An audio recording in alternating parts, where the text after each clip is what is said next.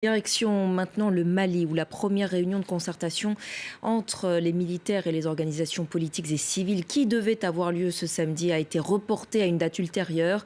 En cause notamment la mise à l'écart du M5 RFP, mouvement d'opposition dont la mobilisation avait pourtant mené pendant des mois la contestation contre le président Keïta. On rejoint sur place notre envoyé spécial Alexandra Renard. Bonjour Alexandra, quelles sont les véritables raisons de ce report ?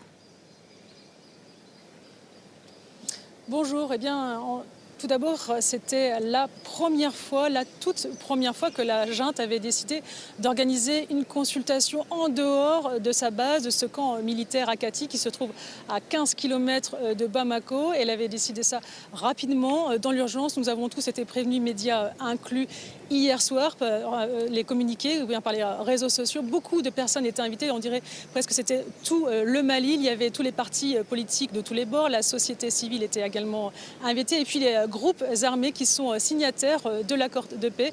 Tous ont été prévenus, sauf le M5, qui est cette large coalition hétéroclite qui recoupe tout le spectre politique, économique et religieux de la contestation au Mali.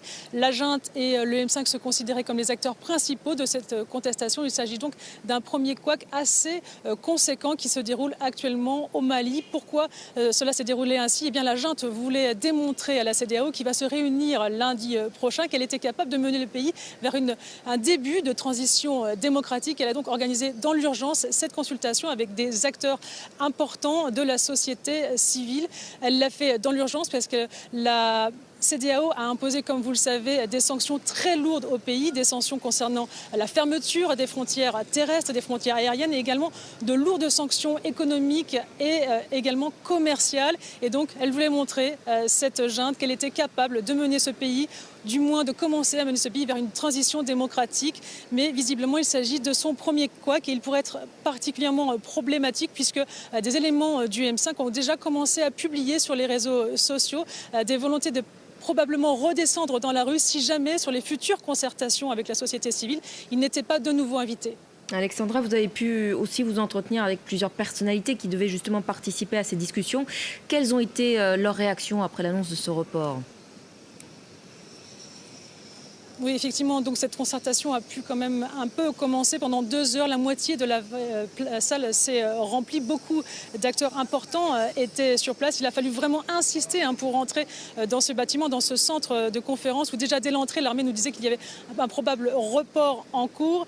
Les personnalités qui sont restées un peu sur place, parmi elles, il y avait l'ancien ministre d'Ibrahim Boubacar Keïta. Il s'appelle Moussa Mara et il nous a confié qu'actuellement, il pouvait comprendre que ce report ait lieu puisqu'il y avait beaucoup de pression sur les épaules de la junte.